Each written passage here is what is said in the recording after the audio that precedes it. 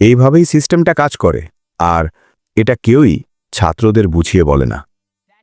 তুমি ক্লান্ত শরীরে ঘুম থেকে ওঠো, নিজেকে বলো আজ আমি ফোকাস করব। দুপুরের মধ্যেই তুমি পিছিয়ে পড়ো, আর রাতে আবারও অপরাধ বোধে ভগো। তারপর তুমি ভাবো হয়তো আমি অলস, হয়তো আমার মোটিভেশন নেই। না, এটা আসল সমস্যা না। আসল সমস্যা হলো তোমাকে কখনো শেখানোই হয়নি এই সিস্টেমটা আসলে কিভাবে কাজ করে। আমি এটা সহজ করে বুঝিয়ে বলবো। কোনো বড় বড় শব্দ না, কোনো ভুয়ো মোটিভেশন না, শুধু সত্য। ছাত্ররা যে বড় মিথ্যাটা বিশ্বাস করে, এই সিস্টেমটা তোমাকে এটা বিশ্বাস করাতে চায় তুমি যদি আরও চেষ্টা করো তাহলে সফল হবেই। শুনতে ভালো লাগে, কিন্তু এটা ভুল। কারণ শুধু চেষ্টা করলেই এমন একটা সিস্টেমে জেতা যায় না যেটা তোমার শক্তি শুষে নেওয়ার জন্যই বানানো। একটু ভেবে দেখো, ক্লাস শুরু হয় খুব ভোরে, হোমওয়ার্কের কোনো শেষ নেই, ফোন তোমার মনোযোগ চুরি করে, সোশ্যাল মিডিয়া দেয় তাৎক্ষণিক ডোপামিন, আর পরীক্ষাগুলো কয়েক ঘন্টায় তোমার মূল্য ঠিক করে দেয়। আর এই সবের মাঝেই তোমার শান্ত, ফোকাসড আর মোটিভেটেড থাকার কথা। এটা এমন যেন কাউকে ঘুম ছাড়া দৌড়তে বলো আর পড়ে গেলে তাকে দোষ দাও। তুমি ভাঙা না, তুমি অতিরিক্ত চাপে আছো। আর যখন তুমি এটা বুঝবে, সব কিছু বদলাতে শুরু করবে। সিস্টেমটা আসলে কিভাবে কাজ করে? এটাই সত্য। সিস্টেমটা তীব্রতা নয়, ধারাবাহিকতাকে পুরস্কৃত করে। মোটিভেশন নয়, সিস্টেমকে পুরস্কৃত করে। ইচ্ছা শক্তি নয়, পরিবেশকে পুরস্কৃত করে।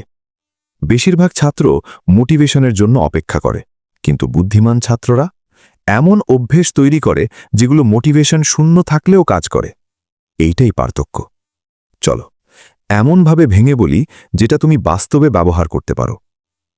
সকাল, প্রথম 1 ঘন্টা জিতে নাও। সকালে তোমার মস্তিষ্ক সবচেয়ে ফ্রেশ থাকে, কিন্তু বেশিরভাগ ছাত্রই এটা নষ্ট করে ফেলে। তারা ফোন তুলে নেয়, মাত্র 5 মিনিট স্ক্রল করে, হঠাৎ করেই 40 মিনিট চলে যায়। এবার বিজ্ঞানের কথা, সহজ ভার্সন। তোমার মস্তিষ্কের ফোকাস করার শক্তি দিনে সীমিত। সকালে সেটা বাজে কাজে খরচ করলে পরে পড়াশোনা অসম্ভব মনে হয়। তাই এটা করো, ঘুম থেকে ওঠার প্রথম 30 থেকে 60 মিনিটে কোনো সোশ্যাল মিডিয়া না, কোনো এলোমেলো ভিডিও না, কোনো ভারী সিদ্ধান্ত না, শুধু একটা ছোট্ট জয়। 2 পৃষ্ঠা পড়ো, একটা টপিক রিভাইজ করো, একটা প্যারাগ্রাফ লেখো। ছোট কাজ, কিন্তু মস্তিষ্কে বড় সিগন্যাল দেয় যে আজ আমি কন্ট্রোলে আছি। তোমার পারফেক্ট মর্নিং রুটিন দরকার নেই, তোমার দরকার একটা সুরক্ষিত সকাল। এইভাবেই সিস্টেমটা তোমার পক্ষে কাজ করতে শুরু করে। দুপুর, মস্তিষ্কের সাথে যুদ্ধ বন্ধ করো। এখানেই বেশিরভাগ ছাত্র হেরে যায়। দুপুর আসে, এনার্জি কমে যায়, ফোকাস উধাও, আর নিজেকে মানিয়ে নেওয়ার বদলে তুমি জোর করতে থাকো। খারাপ সিদ্ধান্ত। দীর্ঘ সময় ফোকাস করার পর মস্তিষ্ক স্বাভাবিকভাবেই ক্লান্ত হয়। এটা বিজ্ঞান, দুর্বলতা না। তাই ফোকাস ব্লক ব্যবহার করো। 25 মিনিট পড়া, 5 মিনিট বিরতি। বিরতিতে দাঁড়িয়ে যাও, পানি পান করো, জানলার বাইরে উঁকি মেরে দেখো। স্ক্রলিং না, রিলস না, মেসেজ না। কেন? কারণ স্ক্রলিং মস্তিষ্ককে বিশ্রাম দেয় না, বরং আরও ওভারলোড করে। এইভাবে 1 ঘন্টার ফোকাস 4 ঘন্টার বিভ্রান্ত পড়াশোনার চেয়েও ভালো। এইভাবেই টপ ছাত্ররা চুপচাপ এগিয়ে যায়। সন্ধে, যেখানে সবচেয়ে বেশি ক্ষতি হয়।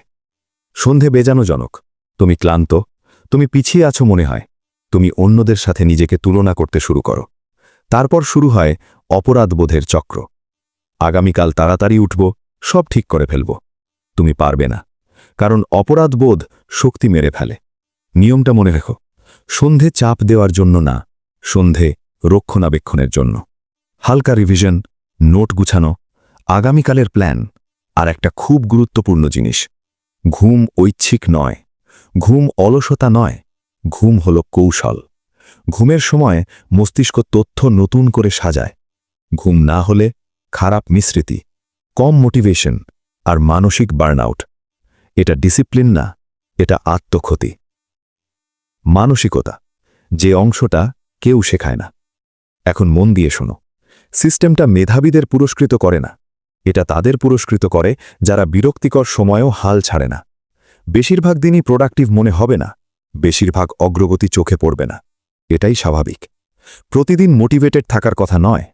তোমার কাজ হল অর্থহীন মনে হলেও হাজির হওয়া। এইটাই আসল শক্তি। তোমাকে চরম হতে হবে না, তোমাকে হতে হবে সাব্বাসিক এবং নিজের প্রতি দয়ালু। আর এটা পরিষ্কার করে বলি, যদি তুমি বার্নআউট অনুভব করো, যদি তুমি পথ হারিয়ে ফেলো, যদি তোমার মনে হয় চেষ্টা করছো তবুও ব্যর্থ হচ্ছ, তুমি দুর্বল না, তুমি মানুষ। আর তুমি এটা ঠিক করতে পারো, ধাপে ধাপে। আজ থেকেই কিভাবে শুরু করবে? আগামীকাল নয়, সোমবার নয়, আজ মাত্র 3টে কাজ করো। আগামীকালের প্রথম ঘন্টা রক্ষা করো, ছোট ছোট ফোকাস ব্লকে পড়ো, আর অপরাধবোধ ছাড়া ঘুমাও। এইটাই। কোনো জটিল সিস্টেম না, 100 ধাপের রুটিন না, সহজ, পুনরাবৃত্তিযোগ্য, বাস্তব। এইভাবেই সিস্টেমটা কাজ করে। শেষ কথা, তোমাকে নতুন মানুষ হতে হবে না, তোমার দরকার ভালো একটা গঠন।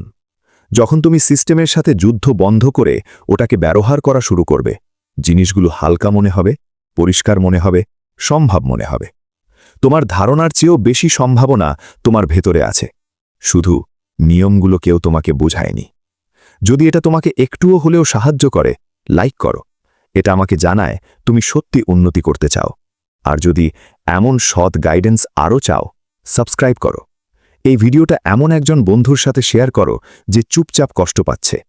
তুমি পিছিয়ে নেই, তুমি শুধু শুরু করছো। আর এবার তুমি জানো সিস্টেমটা কিভাবে কাজ করে।